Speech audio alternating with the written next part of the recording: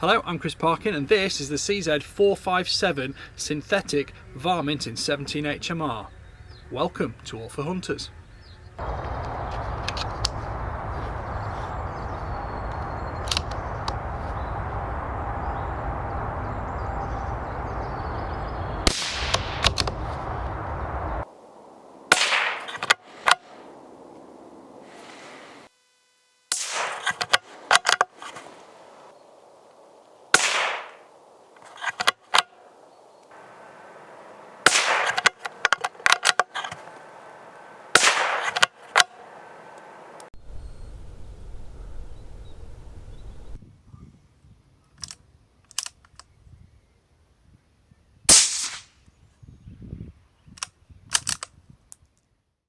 So you've seen the rifle in use, let me tell you some more of the details now. This is the CZ457 Varmint Synthetic, so it's a Varmint heavy barrel, it's 22mm in diameter, cold hammer forged with a 1 in 9 inch twist for this 17 HMR, and the synthetic element relates to the fact it's a synthetic stock. Now this is the 16 inch barrel, which is 410mm. You can have this rifle in 22LR as well as 17 HMR, and if you have it in 22LR you can have it either in this 16 inch or the longer 20 inch, but regardless they're all cold hammer forged and they're all threaded 1/2 inch by 20 at the muzzle for a moderator or break. The underside of the stock features 2 sling studs, so you can put a bipod and a sling on it, and there's another one at the rear. The stock is synthetic throughout. There's a lot of reinforcement in the fore end, and it means that it's stiff and it doesn't actually have any problems with zero shift depending on shooting from different positions. It's hand filling. You can squeeze the stock, you can put it in a clamp on a tripod and it won't affect zero at all. That's very, very confidence inspiring, and the fact that CZ have done that is really what translates this from the standard synthetic into the synthetic Varmint, because that heavier barrel, larger barrel channel, but it's still fully free floating and stays that way.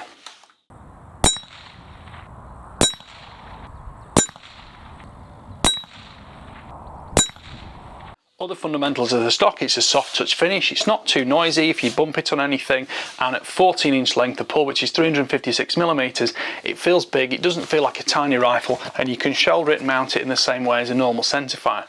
The recoil pad at the back isn't really a pad, it's more of a hard polymer plate, but it has the soft touch on it and it's still grippy as well with these same rectangular grip plates on it that you see on both the grip and on the fore end. Talking about the grip, it's ambidextrous, so you can shoot the rifle either handed and there's a slight palm swell to it. It still remains very tactile even in wet conditions. The trigger guard's spacious, you've got plenty of room for gloves on it, and this trigger weighs 1500 grams, which is 53 ounces. It is adjustable, and when it came to me it was at that weight. I've left it at that weight, although after about the first 100 rounds I did adjust the trigger slightly just to take out a little bit of creep that had bred in as the gun had worn in. Once you've done that, well, I did that and I've probably shot 500 or 600 rounds since. It hasn't moved them a tiny bit at all. It's still perfectly crisp, totally predictable. It's a single stage trigger and it is incredibly nice to use. Confidence inspiring. Bolt handle is 45mm long, there's a 90mm tip on the ball here, and that's 45-degree lift to cock and cycle the action.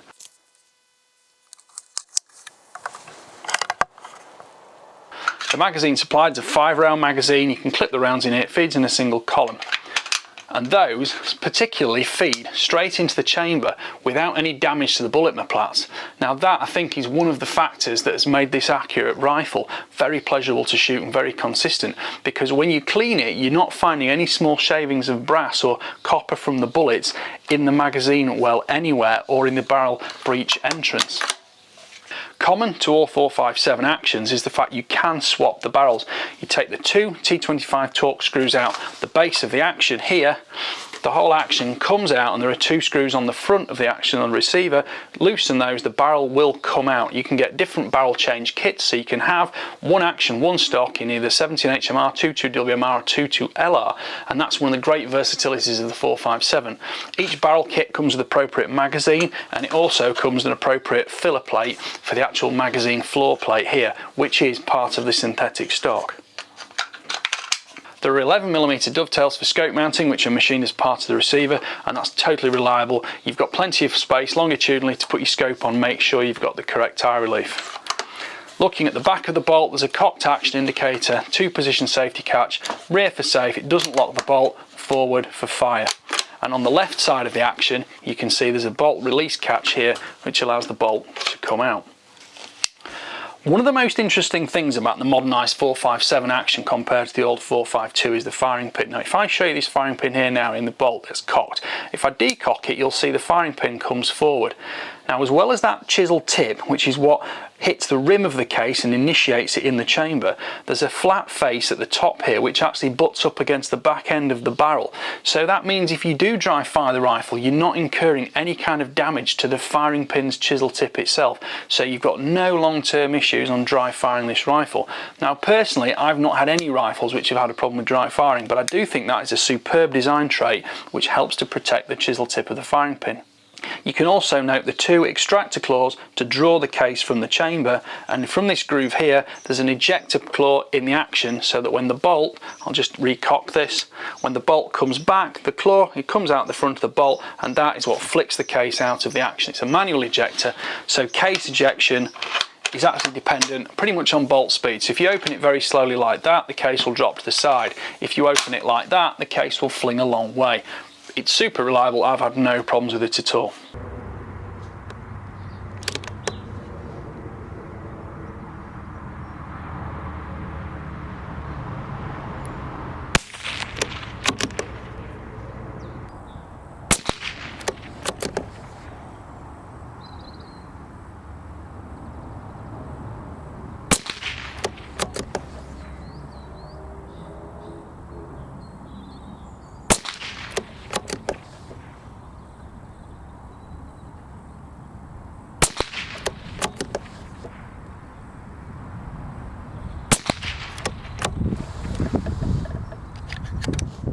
Well, you've seen the target shot on paper. Now, I'll be fair, I've shot a lot of 17 HMRs over the years, and this one has shot incredibly well.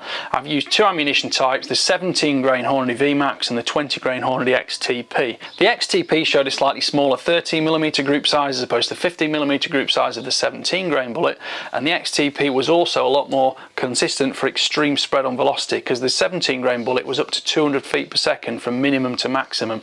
That was nearer 25 or 30 feet per second for 5 shots with the 20 grain XTP. I do favour the 20 grain XTP myself. I do find it has slightly different terminal effects on the quarry species, but I like both bullet types, and I think this rifle shoots them both extremely well, and you can rely on them.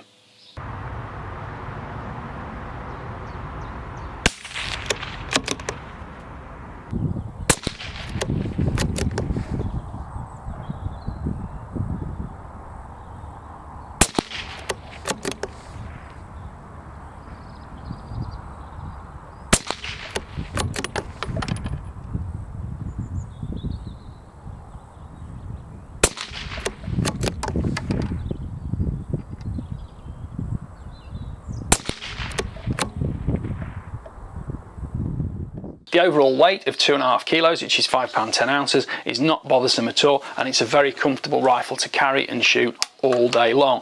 I've used it for plinking, I've used it for target shooting, and I've used it for some rabbit control, and at low light and dusk it's been superb. I have also done some longer range shooting with it in night conditions using a night vision scope, and the rifle has given me no problem. Mounting the scopes has been easy. Shooting any rifle in the dark will generally make any problem it has a lot more difficult. There are no such problems with this 457. Taking the magazines in and out is very easy. You can carry spares preloaded in your pocket ready, and of course loading and cycling the action is quiet. You can do it at any speed you like to make sure you're not making too much noise. The safety catch also can be operated in total silence with the weight of your thumb. That means there are no obtrusive clicks when you don't want them in dark conditions. Grip on the stock is assured, it's nice tactile finish, and it's got a slight soft touch to it, so you can maintain that whether it's damp or wet or muddy or anything like that. There is actually a slight flat base on the fore end, but it is also hand filling, so it means your fingers, even with gloves on, aren't touching the barrel, affecting harmonics, which at closer distances don't matter so much, but on a cartridge like the 17 HMR, which you can easily push beyond 150 meters, that makes a lot of difference, so it's nice to have that reliability assured to you. Well, I hope you've enjoyed that review. Please like, subscribe, comment, and don't forget to click the notification bell to keep track of the regular uploads. Thanks for watching. Bye for now.